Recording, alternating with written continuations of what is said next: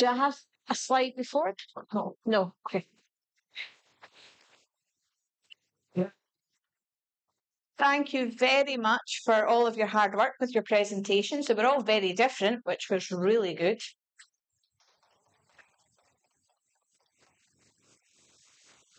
The acting was phenomenal. I apologise for the quality of the PowerPoint because I just did it in the feedback there, but I wanted to put something up written, and there will be spelling mistakes in it because I did it very quickly. If we go back to what we've been talking about in methodologies and how to pre-teach language, we're working with students that aren't native speakers, and I think that most of your students don't speak English as well as you do.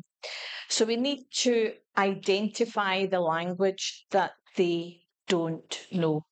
And we need to pre-teach it to them in some way, shape or form so that they can understand what it is that we're delivering. So I identified in the first presentation some words that I thought your students probably wouldn't know from the presentation.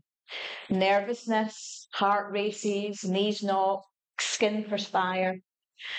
And a lovely expression, make it work for you rather than against you. I don't think the students would have understood anything about that at all. Power of voice, again, that's an expression. Acquire, high level.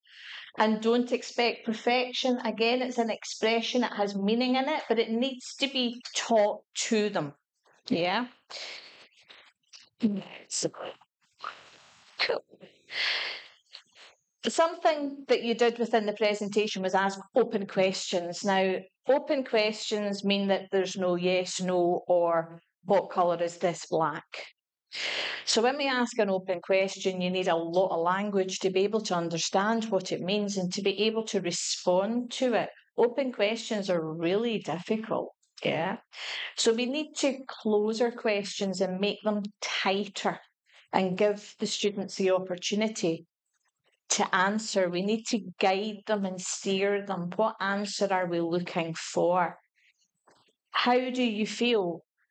If I ask every parent, okay, how do you feel? Vanessa, how do you feel? Do you feel great? How do you feel? Okay. How do you feel? How do you feel, Dee? That's not why you asked me.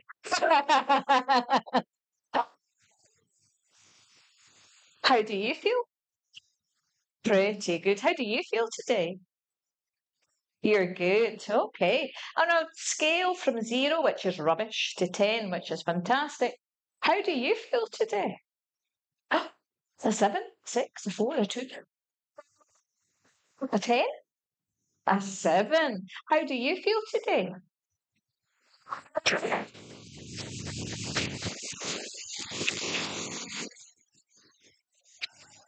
A 10? Is that a 10 then? Yeah. A 10? Okay.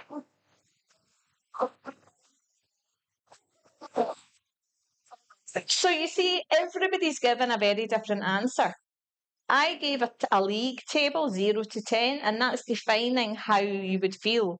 So when they're lower level, you need to keep it more closed and more guided. And you want to say, how do you feel?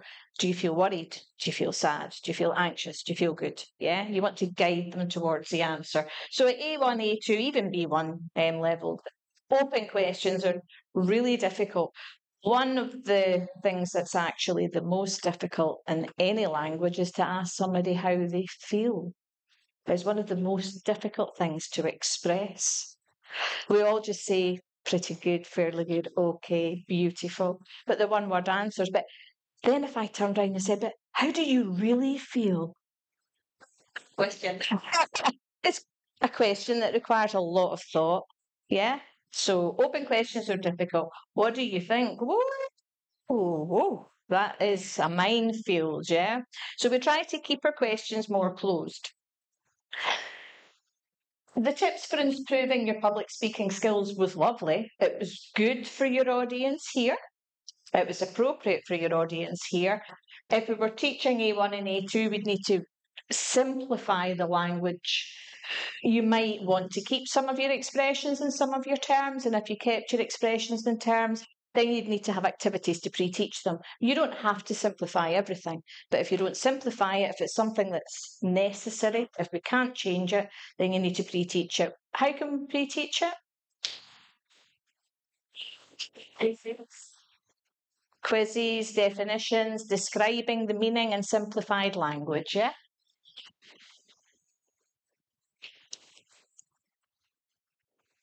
Complicated words using the presentation. Intonation. Audience. Audience, that's a big word. A1, A2, I don't think we'd know that. Utilise, I think is spelt wrong, but sorry. I know I'm not admin, I just that's what I said, there will be spelling mistakes in it because it was more just to get it presentable up there, because otherwise I wouldn't be able to feedback. Utilise is a big word. Deepen interaction. B2, C1 level. Get rid of. You had get rid of in there, and that's what we call a three-part phrasal verb, and we teach that at B1 or B2. Probably B2, and it's yeah. So again, we need to be careful. We can use phrasal verbs, and phrasal verbs are beautiful. Students hate them, but use simple ones that are used all the time. 2 parts: sit down, stand up, switch on, go in, go out. Get rid of is high level. It is a high level. If you feel that you don't want to change it, pre-teach it. Spontaneously, fantastic word. Does everybody in the room know what it means? No. So even at this good level of English, spontaneously still needs to be pre-taught. I would try to avoid words like this for A1 and A2. Now, A1 and A2 and B1, they're making meaning of everything you give them. It has to mean something. They need to be able to transfer the word to meaning. B2 level, advanced level, yeah. But your A1 and your A2s do that while they're transferring the information.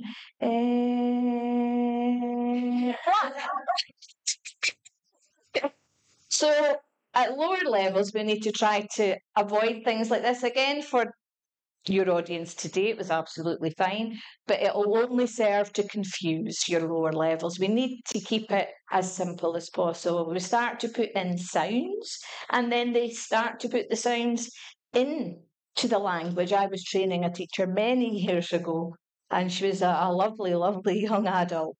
She was a young adult. She was about 22 years old, and she was from London. And more or less every time she taught something, she was using but she didn't realise. And then she would say, black, like. She used like after everything. So one of her students was with her, and she took them out, which was a very worthwhile activity to use and practice their language. And she took them to the supermarket, the English supermarket in Spain.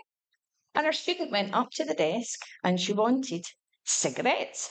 So she went up to the desk and she went, Marlboro like. So they copy everything that you show them. So you need to be careful what you give them.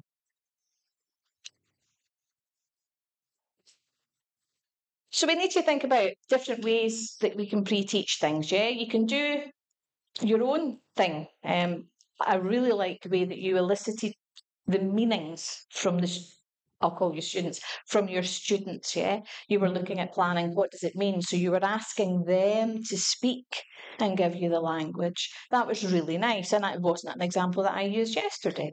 So I'm not saying that I'm giving you all the examples and all the methods. I'm giving you examples and you can adapt them. You can find new ones that are there and use them if they work for you, yeah? But think about how to pre-teach, what it is that you want the students to know and understand from what you're delivering. Your learning objectives need to be very clear. And within those learning objectives, the language that you're teaching, yeah, as in subject-specific language, what you need. Okay, thank you very much. The next one, I've just changed colours. As I say, it was done very quickly. Brainstorming was a lovely activity, and it introduced some of the language that was going to be used in the lesson before it was touched on. So that was bringing in familiarity. Perhaps with the brainstorming, you could have pre-targeted some words, and as people started to say things, you might have been able to display just different words so that the students themselves, I think I've just switched off. No, so that the students themselves could see the words coming up, or you maybe give them the slides so that they have something in written form that they can refer to later on. Something that just displays the target words that you're trying to transmit, the important information. The gap fill was lovely and totally appropriate for A1 to A2. Again, try to have your target words there. So there were words that you were perhaps trying to pre-teach, like check-in. So if you go number 1 and you're doing it orally and verbally in front of the class, then in your PowerPoint, build in that word shows. And you can also accept other answers. You said that some of them there were different answers, so that's fine. You can say this is the one I was looking for, but all of the other answers are correct, yeah? So yes, put your words at the bottom or get them to fade in as the students complete it. More so that they can make notes. Final slide was lovely. It was lovely, but not appropriate for A1, A2 students. So thank you very much for that. Presentation. Is the textbook written in English? Thank you. That was my question. Okay. You made a very valid point, and it is a valid point, and it's a real point, and it's a real working life point. You don't know if the students like the textbook, but you continue to use it because it's free. Finances, yes. Do you have smart boards or anything where you teach? Do you ever upload anything digitally where you teach? Yes. So you could develop and give supporting digital resources to supplement the book. And you could ask the students if you're able to develop the resources, save the resources, you can use them again and again and again, and you can build up a repertoire with the students and ask them what they like to do. Do they like the book? The book's there, it's free, it's English, it obviously ticks all the boxes. Textbooks, they don't always like them, so just try bit by bit to bring in supporting material, something that's perhaps slightly more interactive, like some of the stuff we're doing. Okay. Okay, some of these points I made, and then you actually did display some of the things. So this, yeah, okay. So I said the diagram could have been developed to explain in simple terms the revenue cycle. So being a student and not knowing what a revenue cycle is, I was sitting there thinking the absolute perfect opportunity for a diagram. Yeah, you did show the slide of the cycle. For A1, A2 students, that would be a final activity. You would need to build on that. You'd need to introduce perhaps different parts of the cycle individually and small diagrams showing the flow, perhaps doing some language targeting because there's quite complex language, taking out some words, putting in maybe definitions at the bottom, showing them the cycle. Your last activity could be bringing all of the pieces that you've broken down together and taking out some of the words, putting them at the bottom, and they have to complete the correct words. That way you've looked at the language maybe 4, maybe 5 times by the time you get to the final cycle, and they're starting to remember the words and the terms already without doing anything else. Your diagram was really good. The cycle diagram is very complete. But I think it needs to be, if we think it's, I always talk English, it's baby steps, yeah? It's a little bit, and a little bit. And then you bring it all together and they've got all of it and it's here and it stays. Okay. And yes, the pre-teaching of terms, take out the language which is new. I don't know the language your students know. Take out the new words, the new expressions, and pre-teach them, and then you build them into the cycle. But well done, that was very good, thank you. Okay, and we go on to presentation 4. Management, the process of getting activities completed efficiently with and through people. A1, A2? Are your students A1 or A2? A1. Oh, Do you think they would understand this? Really?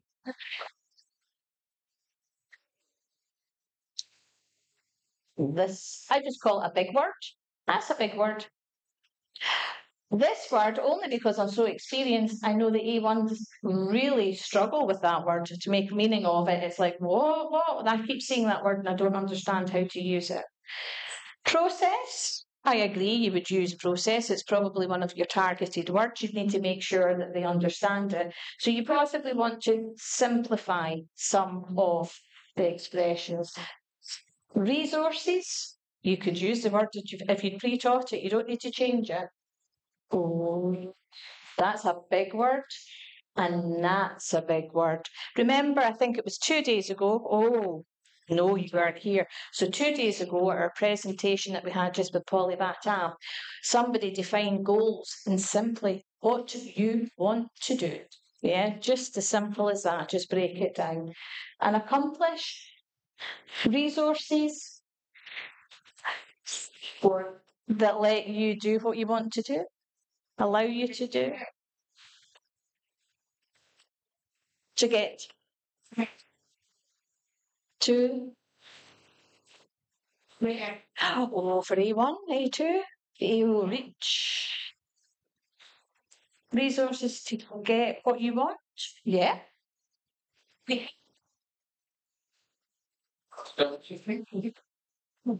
Achieve, get. Yeah, no, probably to get. Yeah, to get what you want. Yeah, probably. You see, even for me, and I've got lots of years of experience, it takes me to think, to bring. So it does take a while. Complete organizational target. I don't know what that means. Because they tell me that you use the course. You know, use it over and over again. But tell me in simple English what it means. Who's the organisation? What's the target? Does every organisation have a target? So